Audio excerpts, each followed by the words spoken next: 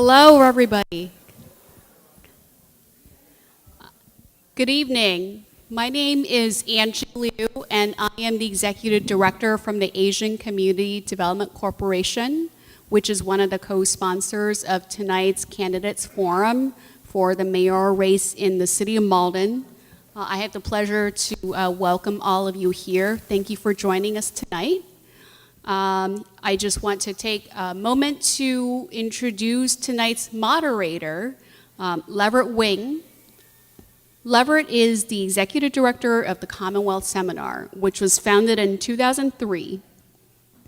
And prior to joining the seminar in 2015, Leverett led the national Washington, D.C.-based Asian and Pacific Islander American Vote, APIA vote, and was the first permanent Executive Director of the Massachusetts Asian American Commission.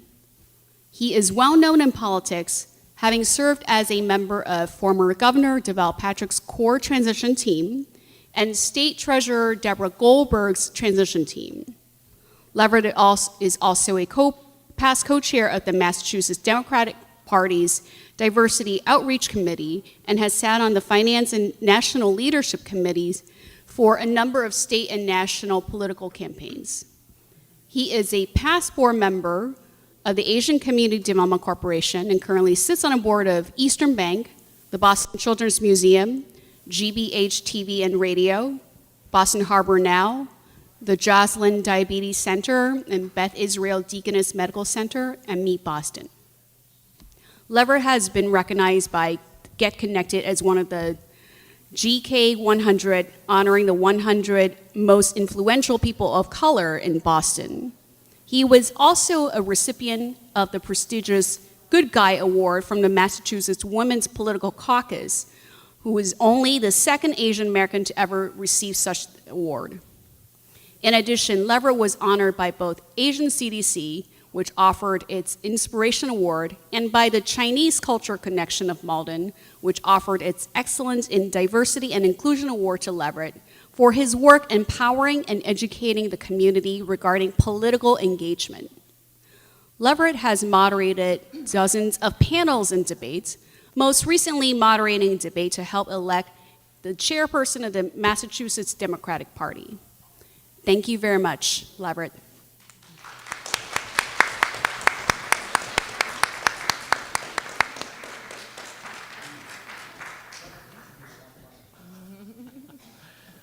Good evening, everybody. Thanks so much. Thank you for that warm introduction, Andy. And also, just as a heads up to everybody, if you hear talking in the background, it's because we have translators in the back translating this into other languages. I will be introducing our translators shortly, but I just wanted to let folks know in case you did hear that buzz in the background. As I mentioned, thank you to Angie for that warm introduction. If I may reciprocate, the work that you and Asian CDC do and continue to do is inspiring, and we are grateful to ACDC's work and to your service personally in the community. While we're on thank yous, in addition to ACDC, I'd like to offer our sincerest gratitude to our other sponsors, GMAAC, Greater Malden Asian American Community, Mass Senior Action, and the Chinese Progressive Association for putting together this historic forum. This is the very first ever mayoral forum organized by the Malden Asian American community. And I think all of the organizations putting together this together deserve a round of applause.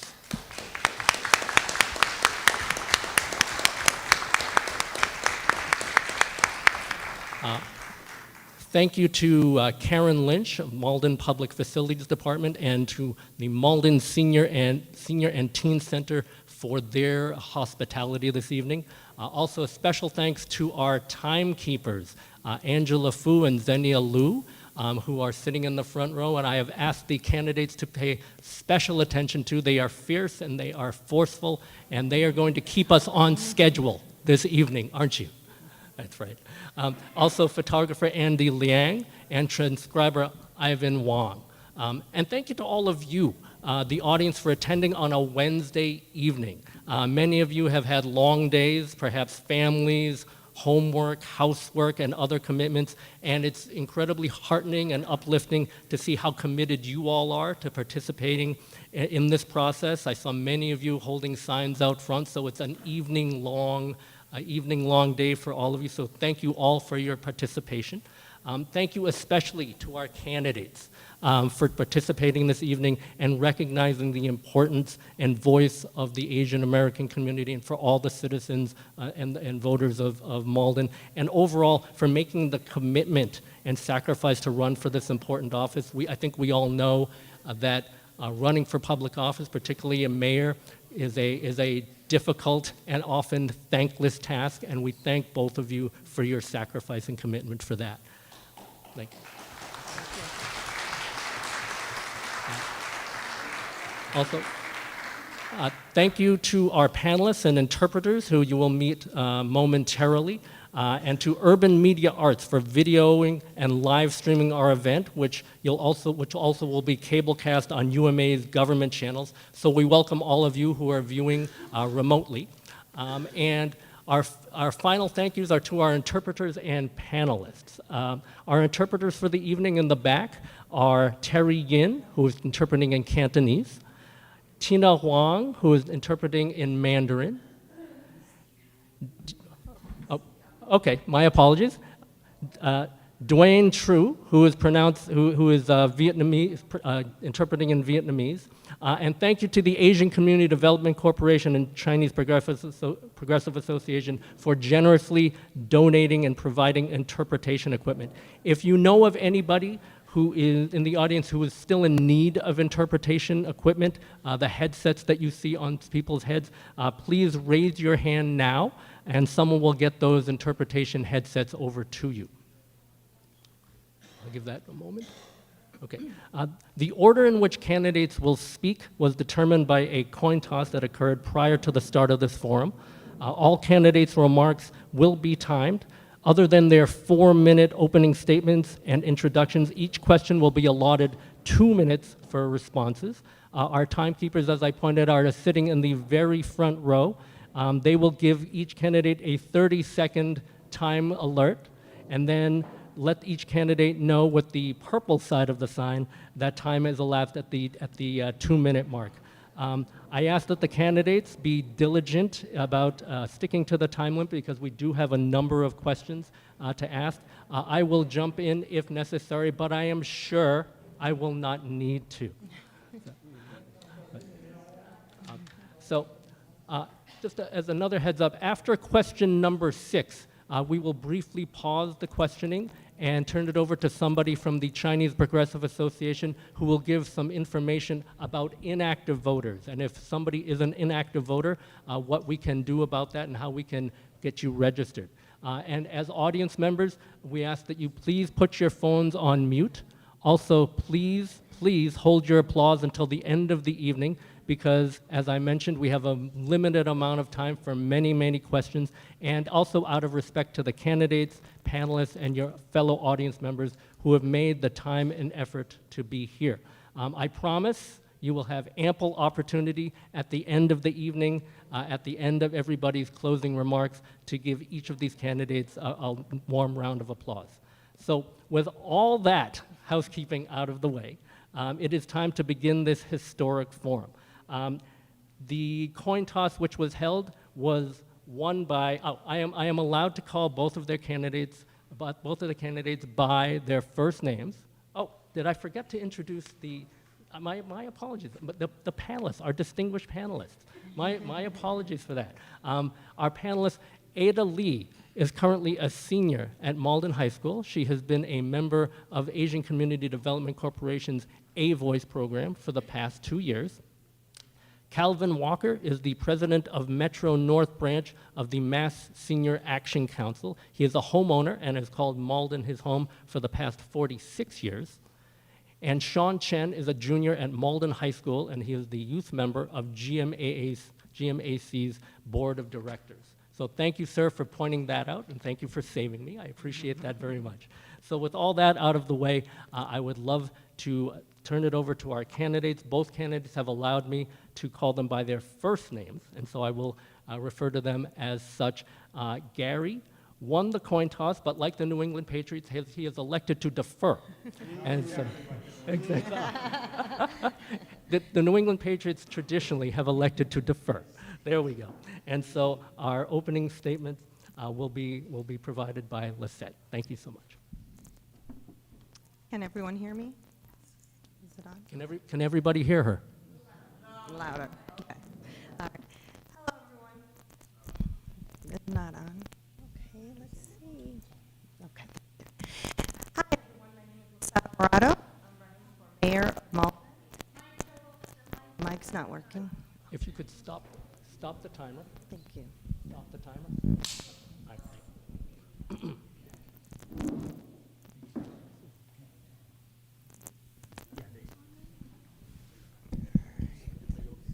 I think so.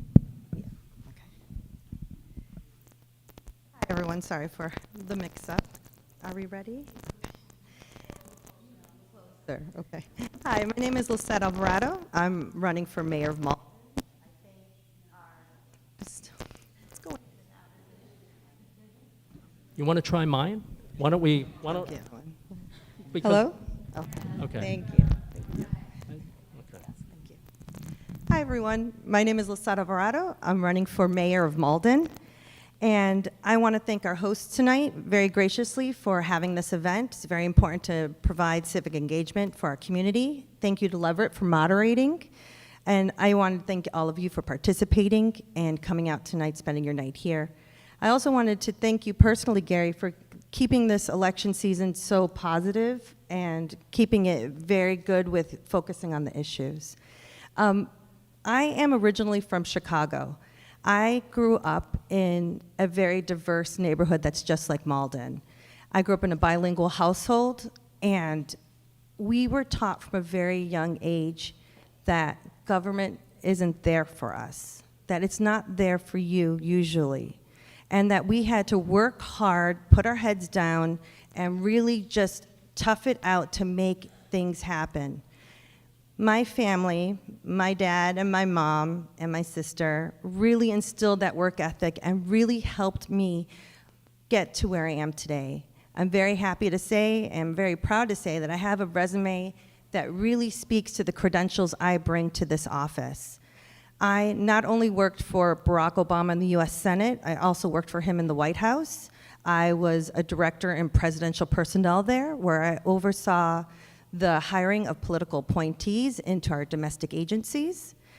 Before that, I worked at Harvard and got my master's degree in government at night at Harvard. And prior to that, I went to Providence College on a full academic scholarship. So my parents instilled this work ethic, and I see it every day in our Malden faces. And that's why the priorities I bring tonight that I want to discuss the most are really increasing our access and outreach in our city. A lot of the things I'll talk about are really just reprioritizing and reallocating our resources. And one of those things I want to create is an office of public engagement that would increase our outreach, bring language translation in-house, and really reach out to all of our groups, not just our diverse groups, but our seniors, our veterans, our LGBTQ, our folks with disabilities. It's really about creating that two-way street. The other thing I'd like to do is also improve our safety by building a new fire station in central Malden. I also want to work towards more affordable housing options for our homeowners and renters. And I want to rebuild the bridges in our school system. There was a lot of trust lost a year ago, and I believe that's something that we need to focus on today. But finally, the last thing I want to do is increase transparency in this city. It's not only difficult to maneuver our website, but we don't often have forums like this where we have such a great opportunity to have it translated in Mandarin, Cantonese, and Vietnamese. I would love to see this expanded out to our other languages, and I find this so important that I also have translated my own campaign materials into 6 different languages. It was very important to me that I had my stuff in Spanish, Haitian Creole, Vietnamese, Simplified Chinese, Portuguese, Arabic, and there may be one more. But it's very important that we engage our folks where they're at, that we are constantly going into the community and meeting with our diverse groups that we don't usually reach out to on a daily basis. We need to create these inroads so that we can really find out what's going on in our neighborhoods and really take that input to mold and build the policy and vision for this city. Thank you. Great. Thank you. Gary?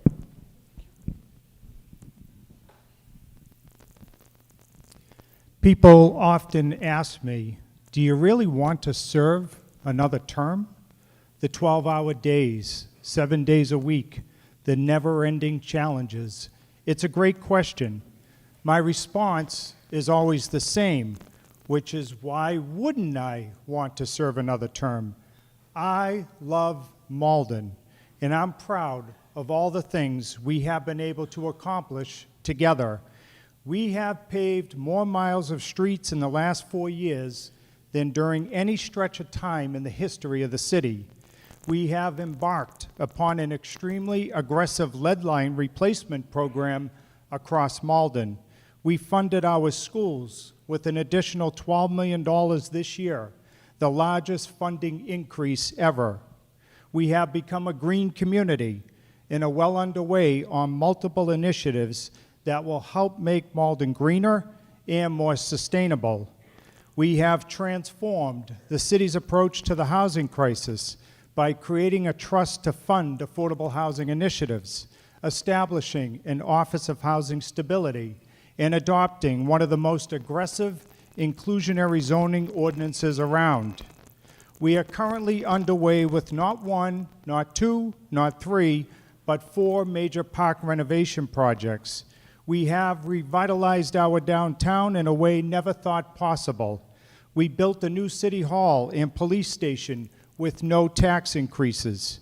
We completely revamped our budget process 3 years ago to be built on transparency, which has since received an award. And we are tackling the opioid crisis head-on, which has resulted in both a decrease in overdoses and fatalities. Now, it hasn't been easy. There is no doubt that we live in a time of great division politically. Yet the greatest thing I've learned over the past 12 years is how important it is to recognize that as mayor, you are representing the entire city, which means being willing to listen to all sides of an issue. This means sometimes people who are happy with you one day are not as happy another day. But over time, I've seen our residents appreciate local leaders willing to be open-minded and willing to listen, both when we agree and when we disagree. Malden today is different from the Malden I was first elected to represent, as we have new people, new challenges, and new opportunities. We have grown, and I am proud to say that I have grown as a leader too. Being in touch with so many residents, from students to seniors, from new residents to Malden, to new residents of this country, has all made me more committed, more present, and more passionate about leading the place I call home. If I am fortunate enough to continue as mayor over the next 4 years, we'll do even more together, including redeveloping the former Malden Hospital into a behavioral health center, upgrading the Malden Center train station, continuing the DEI and language access work that we have begun, completing the Riverworks project with a climate-resilient park and modernized DPW, creating hundreds of affordable housing units starting tonight, as less than an hour ago, we awarded $800,000 from the Affordable Housing Trust Fund to create 25 new affordable housing units. And next week, we will go before the City Council to propose a development that will include 100 new affordable condominiums. There is much, much more, but for now, I want to stop here to thank all those who helped organize this forum. I look forward to discussing these priorities tonight and achieving them with you all. Thank you. Thanks very much, Gary. The first question will go to Gary, and it will be asked by panelist Ada Lee.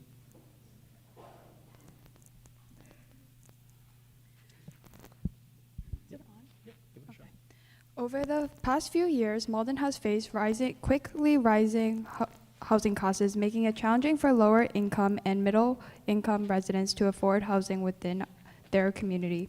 How will you mitigate gentrification in our neighborhoods?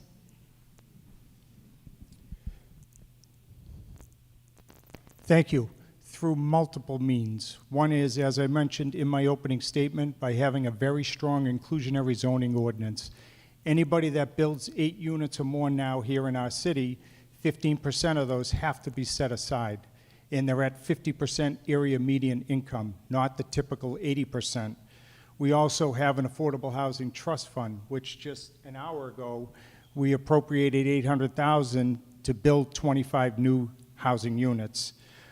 We also are part of a number of projects that are occurring across the city, from Salvation Army to Bread of Life to the Neighborhood Hub Vacant Property Program.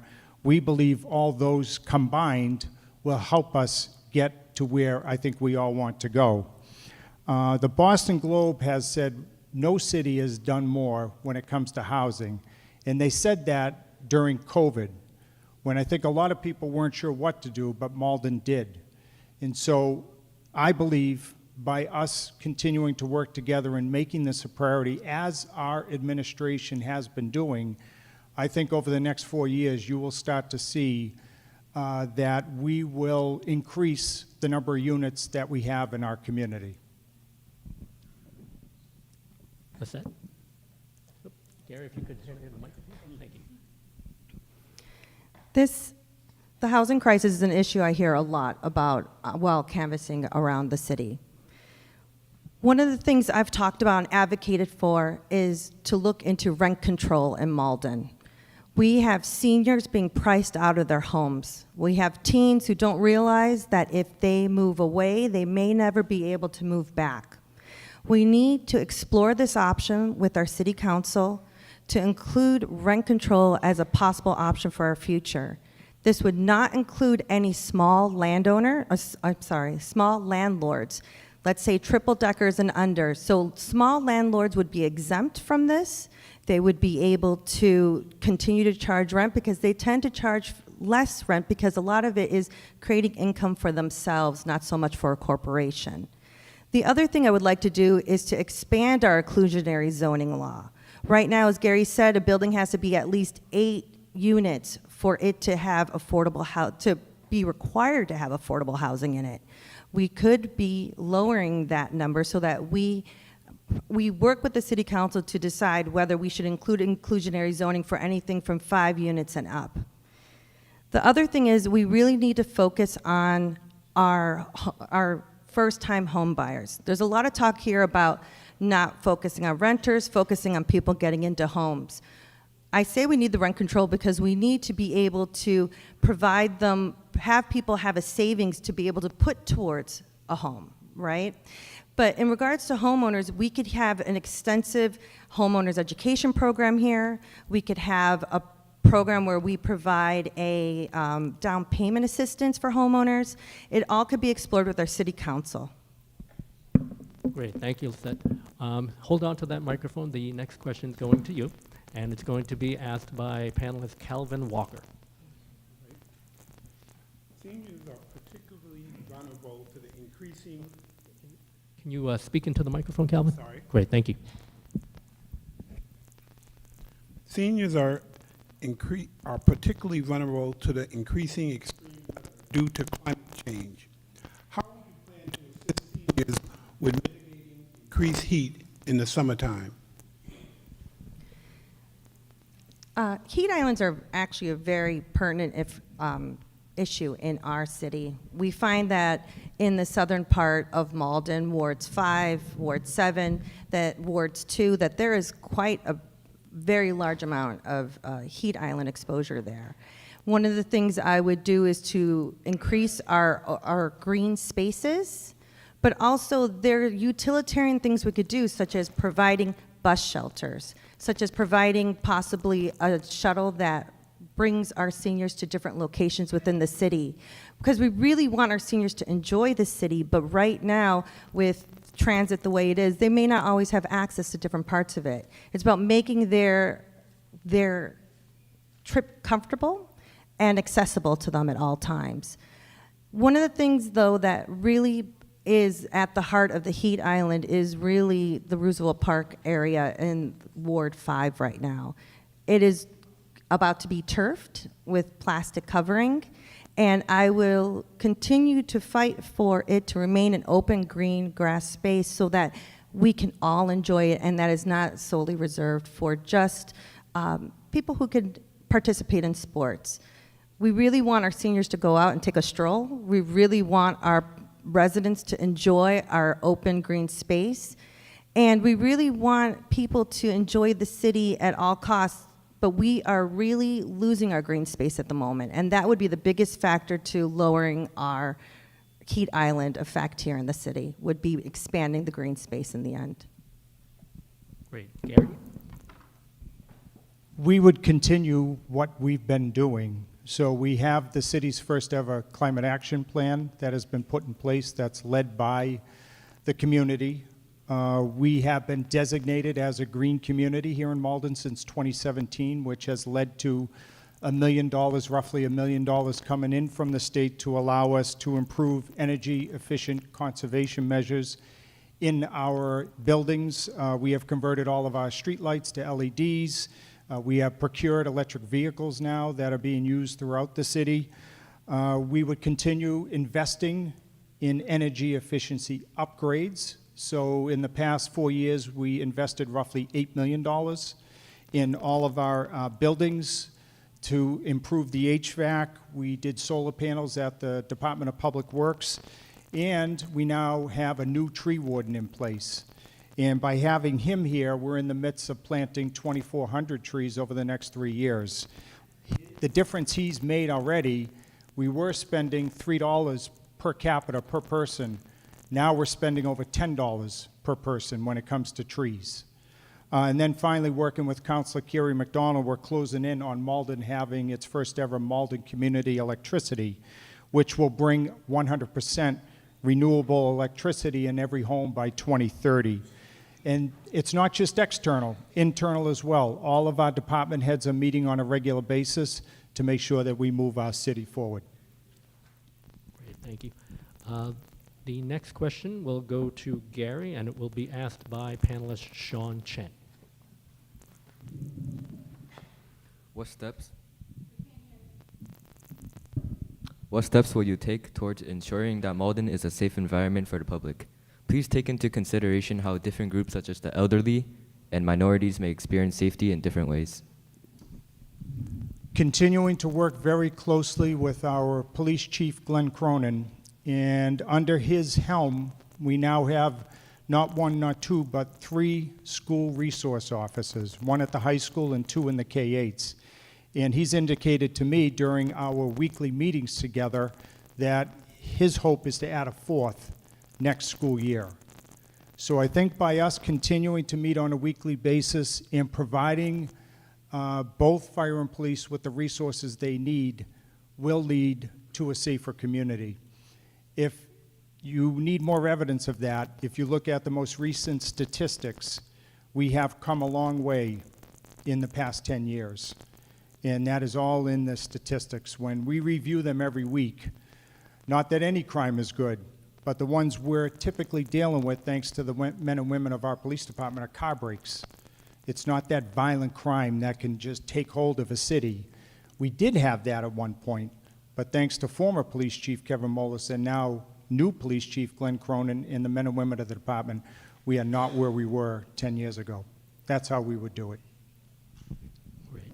If you could pass the microphone to Lisette, thank you. Thank you for that question, Sean. I think that is a very important question, and it matters because we are in a very diverse community, and there's always an aspect of safety and worry when you are in a community where you may not speak the dominant language, or your parents may not speak the dominant language. And so one of the things I really believe in, first off, is I want to say that I am for a zero tolerance policy on hate. We absolutely will safe environment. We need to make Malden the safest it could be for our diverse communities, our brown, black communities, our AAPI communities, LGBTQ, Everyone should be able to live here without the worry or fear of any sort of harassment or hate towards them. One of the things that I would do to expand that would be to, it always goes back to language access, making sure that at all points of city services that people have access to the language they speak. So whether a student is having an issue at school, or someone is interacting with the police, or someone is talking to City Hall, that we have language access services so that people could properly and comfortably say what they are scared or worried about. The other thing I would do is expand our constituent services program so that it works as a triage when people have issues that they're worried about. They call City Hall, they speak to someone who could deliver them to the correct place, who could deliver them based on what their fears or what their issue is. And we really need to expand that out so that that also includes language access. Great. Thank you, Lisette. Hold on to that microphone, please. The question number 4 will be asked by Ada. Historically, there are limited avenues for young people to voice their opinions or know about government decision-making processes. I understand Everett has a youth council, which is one way to make space for youth perspectives. How will you actively involve young people in decision-making processes and initiatives within our local government? I love this question. That was me in high school. This would also be expanded through my Office of Public Engagement, where there would be a point person directly connected to the civics group in the high school, to our teen center, so that we're constantly getting input from our residents, our voters of tomorrow. Our residents who are young may not be able to vote now, but still have such passionate ideas about the issues going on in Malden. I myself did several internships through high school, one of them specifically with a state senator who is now a U.S. congressman. So it's about opening up options also that are outside of Malden, letting you know about the resources that are there so that you could try and learn more about civic engagement, government services, how to become an advocate, and we bring those resources back to our town. We bring them back here so that we could learn from each other, you can engage other teens, and also help build your own resume for the future. We would continue what we've been doing. So I meet every month with the Malden High School Youth Civics Council, and through that, we've been able to work on a number of issues together, whether it's through substance use disorder or learning about the school budget with Adam Weldi, who was the chair at the time. And we would continue to utilize what I think we already have that's working great, which is the Malden Teen Enrichment Center in the Malden Recreation Department, and Youth Employment Services, the Summer Youth Employment Services Program. I would not recommend a public engagement office, and the reason being, respectfully, is that that's our job. That's my job, that's the council's job, that's all of our jobs. And I believe over the past several years, we've been able to cultivate hundreds of relationships because it's not been another office doing it, it's myself doing it, it's the council doing it, some councilors. And to me, that has been the best way for us to engage our youth and to make them feel a part of what it is we do in local government. Great. The next question will also go to Gary, and it will be asked by Calvin. And Calvin, can you grab the microphone again, please? Sorry. That's okay. Come here. Given the amount of traffic throughout the city, what are your plans to increase pedestrian safety? I would continue to do what we've been doing. We have spent millions and millions of dollars upgrading intersections, walk signals, bike paths in certain areas.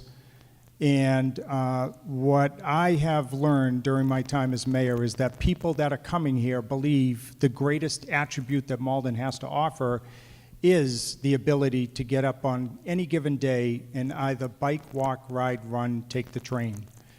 Based on that, we no longer are allocating everything to one thing or another. Rather, we're now taking a balanced approach. I mean, if you look at the community development block grant that we have carved out roughly $200,000 per year to improve pedestrian safety throughout Malden. So intersections at Salem and Mount Vernon, Clifton and Summer, Pleasant and Summer, and the list goes on. And I think based on where we are to where we were to where we are now, I think we've made significant gains. So you would have my commitment, if reelected as mayor, to continue to look at that balanced approach of increasing pedestrian safety moving forward by allocating the sufficient amount of resources needed to do so.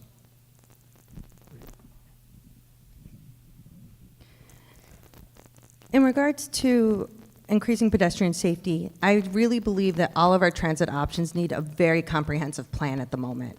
We need to ensure safe travel for everybody, like you said, with many different modes of transportation. And having a comprehensive plan that we work through with the city council that would really engage every part of the city. We have one of those. It's called the City Master Plan, and it has not been updated since 2010. We need that city plan to create a new vision for where we see moving forward, because we didn't have bus and bike lanes 10 years ago. Right now, we have so many different types of modes of transportation utilizing our bike path. We have people who don't want bus and bike lanes. We have people who do. We need to bring all those people to the table and talk about the walkability, the transit options, the safety issues for all of our Maldonians. And we can really focus on doing that by by working on our master plan so that it is finalized for today. I'm kind of happy it didn't get done a few years ago. I was kind of rubber stamped because a few years ago was pre-COVID. Now post-COVID, our world is so different, and we really do need to discuss this because it's been a very hot topic issue throughout this campaign, which says to me the public saying we need to talk about it more. We need to do more action on it and not just focus on just the one aspect of transit for all, but how that transit for all can bring viability to our neighborhoods, how we can encourage and build our green spaces off the bike path, how we can encourage more play and outside walking time. It really is all interconnected, and it really needs to be hashed out and discussed in the master plan. Great, thank you, Lisette. The next question, just a reminder that after this question, we will pause briefly from the questionings for a representative from the Chinese Progressive Association to come up and talk about inactive voters. So question number 6 will be asked by Sean. What measures will you take to address mental health and substance issues in Malden, or substance abuse, sorry? And that goes to you, Lisette. Yep. I have to agree on this one with Gary. I think we've done a lot of really great work already with Malden Overcoming Addiction. I have also met with them, and they are phenomenal. They've blown me away with the amount of care and integrity they bring to that issue here in Malden. There's also been talk about possibly doing some type of health class that's age appropriate for our children so that they are aware and understand the dangers of substance use disorder. But really what we need to do is, again, I bring it back to language access. If people cannot access the services that we provide, then they're not getting the help that we need. We need to really make sure that everyone who speaks any language can access these services through the city and through Malden Overcoming Addiction and the Bridge. These are great assets to our community, and we need to make sure that as many people can use them as need them. Thank you. We're going to continue to do what we have been doing, which is to have not one, not two, but 3 personnel dedicated to this most important issue. So we have an addiction recovery resource specialist named Paul Hammersley, who has done yeoman's work on this most important topic, and we have 2 part-time recovery coaches assisting him. And they're not just in the office, they're out in the field, thanks to an initiative that they came up with called Malden Cares. So sometimes you'll see them at Malden Center train station. Other times you'll see them on the Northern Strand Community Trail. They really have done a good job, again, of not just working on this issue inside, but also doing it outside. We're going to continue to support the Bridge Recovery Center, which we were able to work with them to establish during the last 4 years. I have been down there several times, and we're starting to see now the peer-to-peer recovery model that they advocated for is working. And then internally now, back into City Hall, we have an opioid task force that has been meeting for several years. And we've been coming up with other initiatives beyond what I just talked about to address this issue. So we've done calls to people's homes. Chief Cronin works with Mr. Hammersley. Anybody that has an overdose, team are going right to their home to offer them help. We have purchased fentanyl sticks. So if we know someone is using over and over, they now can test the drug because fentanyl is found in 90% of the drug overdoses, thereby saving someone's life. I could go on, but I really want to credit Mr. Hammersley and the rest of the team for the work they have done. Again, Malden overdoses have dropped by roughly 30%. Fatalities are down 50% because of their work. Great, thank you, Gary. Now I'd like to welcome to the podium a representative from the Chinese Progressive Association to talk about inactive voters. If you could introduce yourselves and talk about the work that you're doing. Thank you so much for coming up.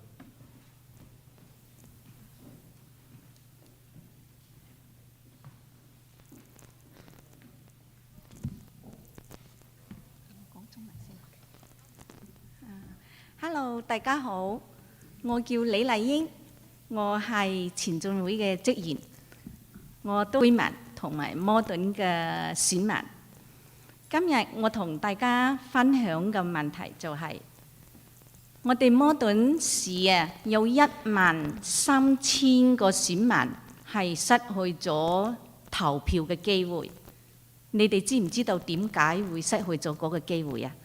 因為每年市政府咧都寄出一份選民登記更新表，咁市政府每年寄出嗰份表咧係需要填翻啲資料，寄翻去嘅市政府，咁先至有權繼續參加選舉。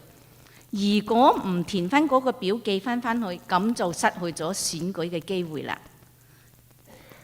第二，就係因為有啲選民嘅英文有限，同埋唔知道要點樣做，所以就冇更新嗰個表寄翻去嘅 city， 所以又係失去咗嗰個選舉機會。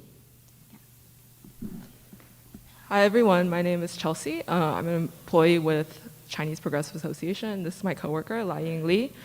She is also an employee with CPA and she is a Malden resident. So we're here to share some information with you all about inactive voters. Malden has over 13,000 inactive voters, and you could become an inactive voter if you don't respond to the annual street list. Every year, each city and town gathers resident information. Your city or town mails you a form you have to fill out, sign, and mail back to confirm your address. But some voters with limited English capacity may not know that they have to respond or may not know how to respond to the annual street list. So that could make you an inactive voter. 咁仲有一個就係、如果選民喺2年之內都未參加過聯邦政府嘅選舉，咁就有可能失去咗參選嘅機會。如果 okay, you continue. If you don't vote in 2 consecutive federal elections while you're marked an inactive voter, you will no longer be registered to vote. Yeah. 如果你要繼續參加選舉，你應該點樣做？第一，你一定要完成一個選舉資料更新表，係喺你嘅居住嘅地址仍然住喺嗰度。第二，你要將選舉嘅資料更新表寄翻去市政府，或者親自帶返去市政府，係市政府個選舉登記辦公室。So, in order to make sure you're still eligible to vote if you're marked an active voter, you can first either complete your annual street list form if you still have it. You could also complete and mail in or drop off at City Hall a new voter registration form. And you could also bring identification to your polling place and fill out a document called the Affirmation of Current and Continuous Residence on Election Day, November 7th. 如果你要完成嗰個選民登記更新資料嘅表，你要帶嘅有效證件同埋填一份繼續參加選舉登記嗰個表要完成。咁呢啲有效證件呢，就係包括駕駛執照。州政府部門發行嗰個居民居住 ID， 即係居住證，最新嘅水電費單，同埋租約收據或者租約嘅合同。So if you want to make sure you're not marked in an active voter, you'll need to have an acceptable form of identification. So some forms of identification are a driver's license, a state-issued ID card, a recent utility bill, your rent receipt, or a lease. 如果你對呢個表呢個問題，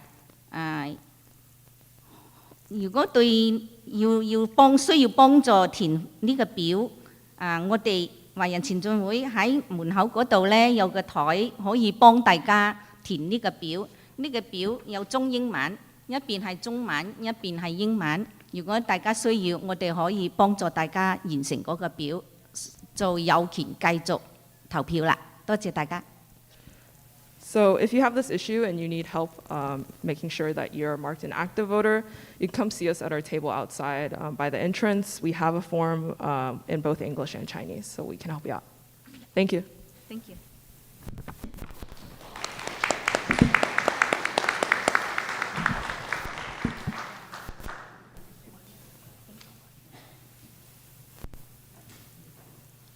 Great. Thank you so much for that incredibly helpful information. There's information there that I didn't even know. So thank you so much for the service that you're providing.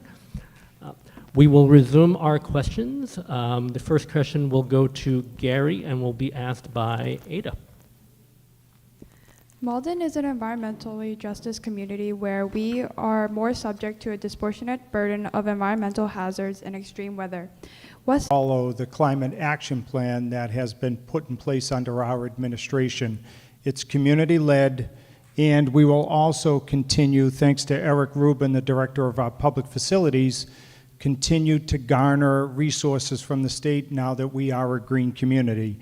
We have received already over $1 million as a result of being a green community, and we will continue to do more. Right now, we are replacing chillers and things that I never knew existed before, thanks to these grants. But I could tell you that Malden, from where it was before to where it is now, has become that much more efficient. I think one thing that has really helped us, though, is having Chris Rosa as our tree warden. He has been proactive, as I think many of you have seen in our community, and is in the midst of planting 2,400 trees over the next 3 years. And I think it's worth mentioning again, before he came on under our administration, we were roughly spending $3 per capita. We're now up over $10 per capita. So I think those things combined, plus what we're doing internally, all of our managers, Nelson Miller, the building commissioner, and the list goes on, are meeting internally to see what we can do ourselves to make Malden more sustainable. So again, electric vehicles.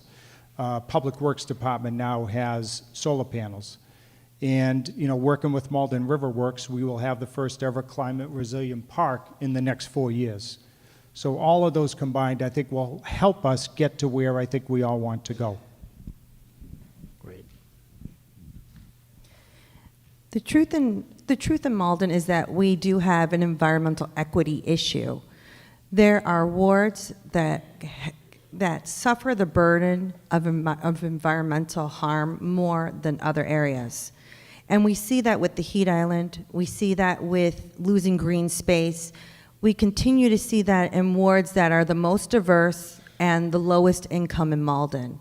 We really need to start planning and creating a new open space plan, first of all, so that we can focus on equity as one of the main issues, because everyone has a right to green space.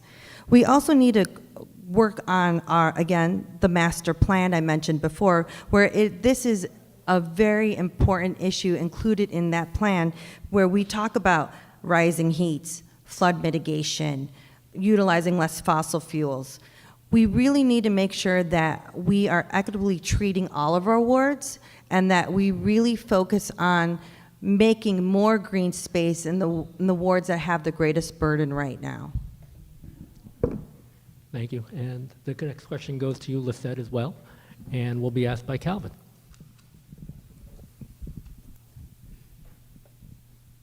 The Mystic Valley Regional Charter School continues to expand its presence in Malden by buying up businesses, residents, and churches, resulting in a more shrunken tax base. As mayor, what can be done to ensure that Malden's tax base doesn't continue to decrease? I do love this question. Anyone who's seen me on Facebook knows. I was a parent at the charter school. I left the charter school. My 4 kids now attend Malden Public Schools. But I have literally been fighting the charter school for the last 3 years. First, it started with why we weren't getting remote teachers video. We were only getting videos, and it turned out we weren't getting real teaching during remote time during COVID, because they utilized that money to purchase the buildings in Maplewood Square.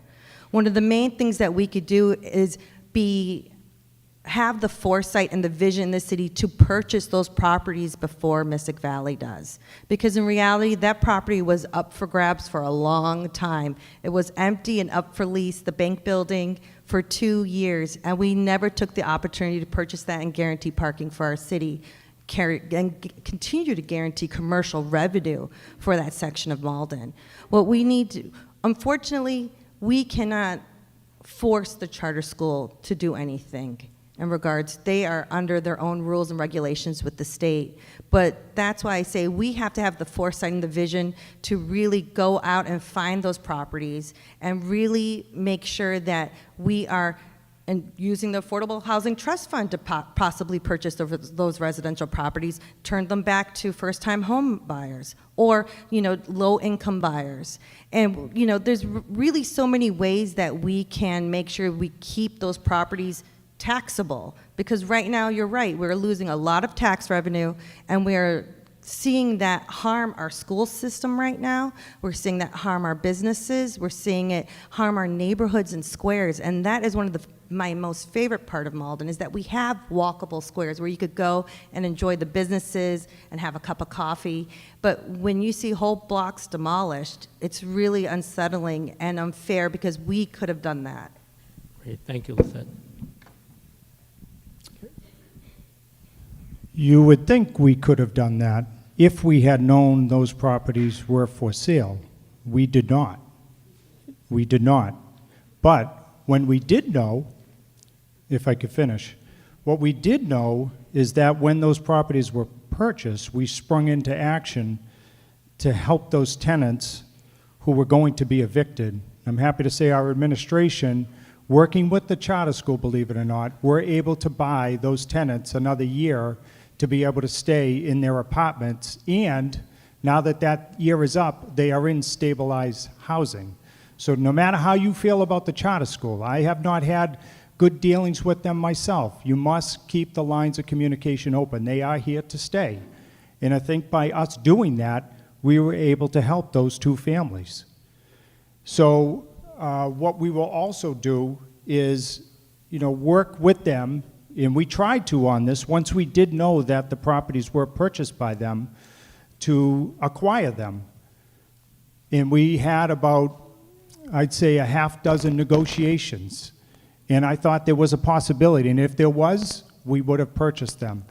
But when they started to ask things that were going to impact our students being able to use our fields, we stopped negotiations. We didn't close them forever. We just said this is not in the best interests of our community. So if they were to come back, if there is another opening, that relationship, I think, would allow us to get back to the table. And I would also say, too, while we're on this topic of the charter school, you have not said since you stated that I had struck a deal with them for them to use Roosevelt Park, which turned out later to be from a memo that was in 2009. You've never acknowledged that. So I wish at some point you would, because All right, we need that to, we was need to move forward. blatantly Time. false. We have to And move I'm forward, surprised please. that I have not received Gary, an we have apology. to move forward. Gary, thank you very much. I appreciate that. Thank you for your courtesy there. Question number 9 will go to panelist Sean. What actions do you plan on taking towards improving the school and education system, and how and addressing teachers' pay and contracts? As I mentioned at the is it my turn? Yes, it is. As I mentioned at the outset, we provided the largest funding increase in city history, $12 million. Now, a lot of that was from the state, thanks to the advocacy of our state delegation, Reps Donato, Altrino, Lippitt-Garabedian, and State Senator Jason Lewis. But we also added to that, as we have always done during our administration. So I think what we're going to do is continue to take advantage of the great delegation that we have at both the state and federal levels to provide the resources needed to help Malden educational system advance. And I'll tell you what, at this point, I would just like to acknowledge and thank our teachers, the staff, everybody that makes up the system. As you know, I spend a majority of my time in the school system, and I've seen all the great things that you and other students have been doing, and I'm confident that, you know, the track record that we have when it comes to education, that will continue into the future. Now, one thing we have to do is try to figure out a way to address the formula at the state level that has been negatively impacting us. We have been in discussions with our state delegation to see if there's a way to address that, which will provide further resources to our community. So we'll keep you posted on that, but we are actively in negotiations with them on it. And Lisette? I have 4 children in the Malden Public Schools. I have three, and they attend 3 different schools. We're at the BB, the Ferryway, and the ELC right now, so I'm very familiar with, and my wonderful Paul was in Salemwood and Forestdale as well last year. So we're very familiar with the Malden Public Schools, and we love them. First of all, as always, I will say thank you to our teachers, to our staffs, to our special ed teams that work with our students every day, because they really make such a difference. But I've noticed that with our funding issues in the past, there are things that went away and never came back. I don't think most people realize that we only have 1 librarian for the K-8 schools that travels around. Our kids don't have access to the library every day. People also don't realize that our class sizes are growing, and they're only going to continue to grow. We have to be planning for the future so that we could decrease our class sizes. We should also be working on our next park revitalization project should be focused on our school playgrounds that have not been updated since the schools were put in 1999. They are the same old playgrounds our children play on every day. So I'm glad that we focused on our parks, but we really do need to focus on the playgrounds our children have access to every day. We do need to work on the state funding formula for our schools. It absolutely does not clearly represent the demographics and income status of our residents. We need to bring together our admin and our union, because our union is proven to have an amazing organizing structure. They bring power, they bring voice, they bring the parents along with them. Working with the admin, combining that voice together, we could really push our state delegation to work and focus on this Chapter 70 funding issue that's been an issue for a long time now. It really needs to start seeing some movement and moving forward. Great. Thank you. And our next question will stick with you, Lisette, and will be asked by Ada.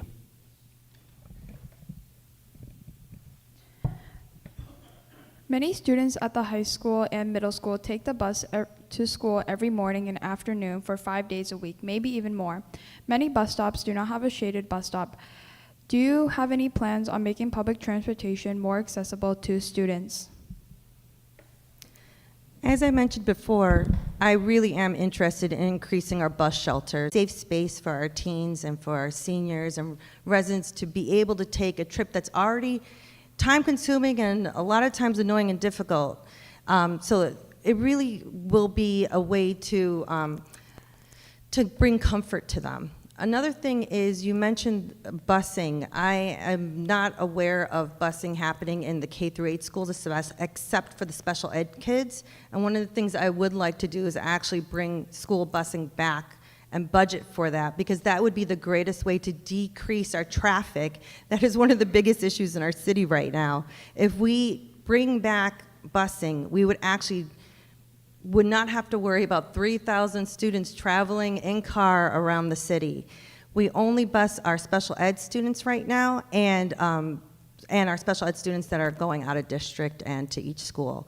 So it really would be important to me to bring that back for K through 12 so that our kids have a safe drive, we're taking cars off the road, and we can really make sure that they get to school every day on time. We agree. And again, back to the formula, that's what we have to address in order to do something like that. We have researched whether or not we could do something more when it comes to the bus passes, discounting them. The cost is just astronomical, and it would take away from other core things that are going on in the schools. We would not propose bringing back the busing that we had, which was available for anybody that was 2 miles or more. When you look back, that was hundreds of thousands of dollars, and it helped. Not that everyone isn't important, but it was roughly 80 students out of 6,500. And we just felt at the time we could not sustain that, and we wanted to make sure that whatever resources we had available went back into the school system.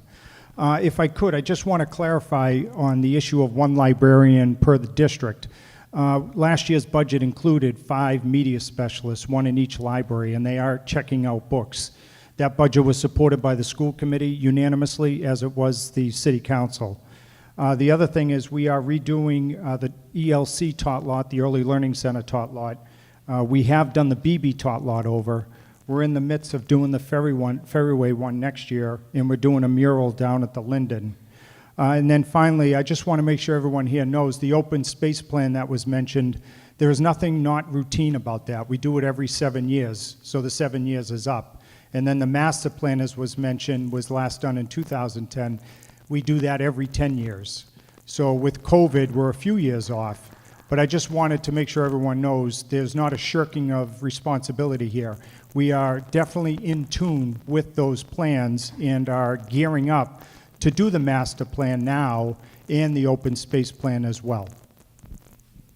Okay, we will stick with Gary. The next question will be asked by Calvin. What programs could the city create to ensure there are more options and access to healthy and affordable food and produce, including a farmer's market? We continue to work with the Bread of Life. They are our go-to organization, and we've actually, working with them, have branched out to utilize other nonprofits in Greater Boston to provide more options for our seniors and our community. As you know, the Bread of Life is set to open a new food pantry, which will have more space, a new kitchen, and new offices in partnership with the city of Malden. I think we're contributing roughly $2 million toward that project. So we think when that opens in February, I believe, they will be able to do more than they are already doing now. So I think that is the best way forward. They have answered the call every time we've made it, and we would continue to lean on them moving forward. I actually just had this conversation the other day at Monsignor Nagel. There was talk of wanting more options than just Bread of Life. Bread of Life is a fantastic organization, and they've done so much for Malden. I'm not saying that. And their work is just outrageously commendable. But when we were talking me and the residents were talking about other options, I did talk about how Farmers Dave's used to offer a subsidized CSA, a subsidized box of fruits and vegetables for people who were kind of in that gray zone, didn't qualify for SNAP, but it was expensive to their budget to afford more fruits and vegetables. So we could look at other organizations that are other farms, agricultural options that provide fruits and vegetables to our city through CSAs, but maybe working with a subsidized option for our seniors. Another thing is to dramatically increase our community gardens. I think that is a great opportunity for our children, great opportunity for our adults that want to participate in something like that, and could actually dramatically increase our food production here in the city. We give over a lot of space to grass, to green grass, which is great. I love it. I will always fight for it. But in reality, we could also have community gardens sprinkled around the city. I know that Sheila Rachels has mentioned wanting to do one in Ward 2. We have a great community garden on the bike path. There's one that started in Linden, but unfortunately the residents in that area are not allowed to grow food. They're only allowed to do flowers at the community garden, which I don't, there must be a reason and I don't understand what it is. So I have not heard what the reason is, so I will be honest about that. But we really can expand and use a lot of our green space as community gardens so that we could expand outdoor classrooms, so we could expand community interaction, so that we could expand our food to the city. Thank you. And our final question will be asked by Sean, and we'll stick with Lisette. How will you promote diversity and inclusion in the city, and how will you address issues of discrimination and inequality? Please also address how you would engage non-English speaking residents of Malden. Again, I would focus on my Office of Public Engagement. I do understand what Gary is saying, that right now he's the one doing that and focused on that. But in reality, this is a much bigger issue than one person or one mayoral office could handle. We really do need to bring in an Office of Public Engagement where these people become City Hall to the residents that they work with every day. It really has to be a two-way street, a constant two-way street where we're hearing from folks and both their issues and their worries and addressing them in a timely manner. We can't just wait for the monthly meeting to happen. And there's many, many groups that don't actually have access to City Hall right now. I spoke to the leader of the Nepalese group. They are not speaking to City Hall right now, not because they're not welcome, but because there really hasn't been that door open to them. It's really about engaging all of our communities so that when we open up and increase that outreach, we lessen the chances of discrimination because we're able to already work through those problems and where those issues lie in the city, so that we could really focus on doing the work at hand with as much input as possible and not worried about who's at the table, because everyone's at the table. We would continue to utilize the services of Elena Martinez, the city's first ever language access coordinator. Working with her, we now have full translation of all our school committee meetings. We have funded $350,000 out of ARPA to have her work with us to develop a sustainable plan moving forward. We have translated vital documents. We now have our very own translation devices available at City Hall. Thanks to Elena, we have a language ambassador program, and we have a language access phone line at 617-865-2273. 617-865-2273. If you call that during regular office hours, City Hall hours, you will get someone live in 8 different languages assisting residents. We also, under Ron Cochran, our communications director, have a new alert system that offers a translation option, and then, of course, the transliterated ballots, which is something that we've worked on together that are going to debut on November 7th. But I would say, most importantly, yours truly. I take Mandarin every Sunday morning at 10 a.m. Daja Hao, Wushu Malden Shijong, Oting Shan, Jo Jintian Man Kwailo, Gochi, Gonchi, Gonchi Ni. And I would also say, just in closing, that we continue to meet with a number of organizations during the year to make sure that we have relationships that we can build upon to access all of City Hall services. Shishir. Great, thank you, Gary. And thank you to the panelists for your insightful questions, very, very much appreciated. We will now move over to closing remarks. Both candidates will have 2 minutes for their closing remarks, and we will begin with Gary.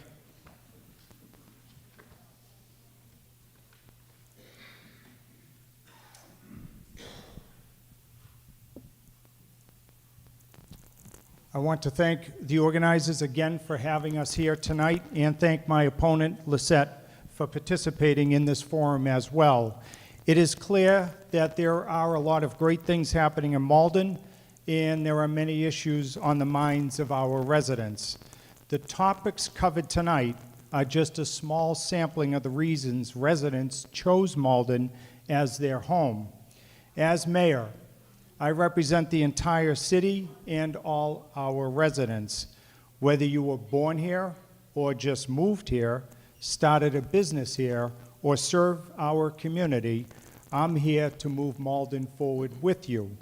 I will look at all sides of every issue and lead with empathy.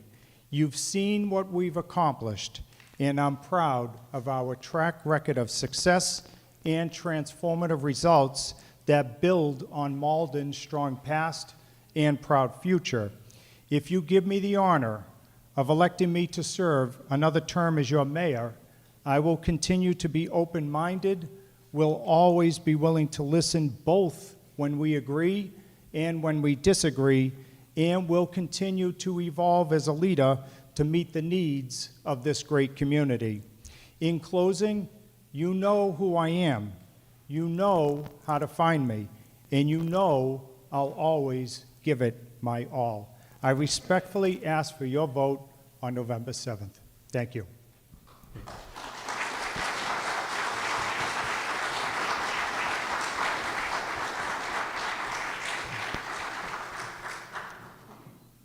Thank you again to our panel, to Leverett, to our Asian community that sponsored this today. I sincerely appreciate bringing this information to the people in such a wonderful forum.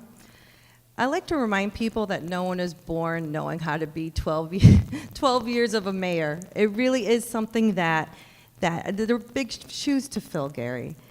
But I promise you that I have the credentials, the work ethic, the grit, the kindness, the heart, to not only be a leader of the city, but to be a collaborator. There are things that we have used ARPA money for, but that should be continually budgeted for, such as our language access and our outreach efforts. That is something that should be consistently paid for. And we deserve that, because as I mentioned my dad at the beginning, and I'm saying this for my mom, hi Mom,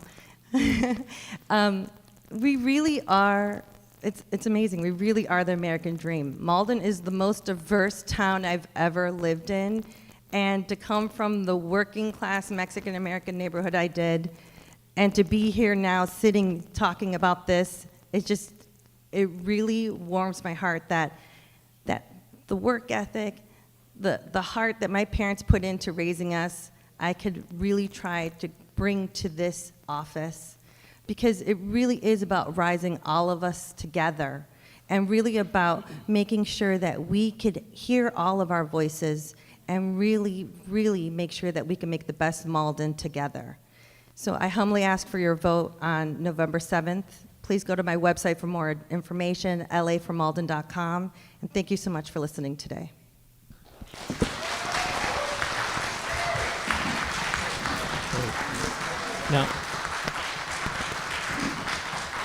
Now, thank you both. Before we depart, I want to thank once more our sponsors, ACDC, GMAAC, Mass Senior Action, and CPA for sponsoring this historic forum. Thank you to our panelists for your insightful and probing questions. They were magnificent.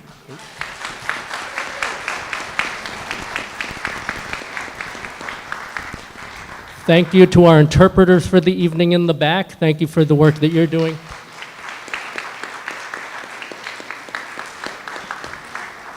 Thank you again to you in the audience for coming out on a Wednesday evening, Hump Day, coming out on Hump Day to participate in civic engagement. And can we please give one more round of applause to the candidates?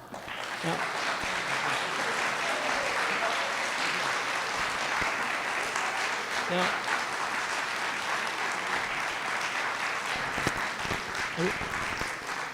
I want to make sure that you recognize in Malden how fortunate you are to have candidates like this, no matter who you support.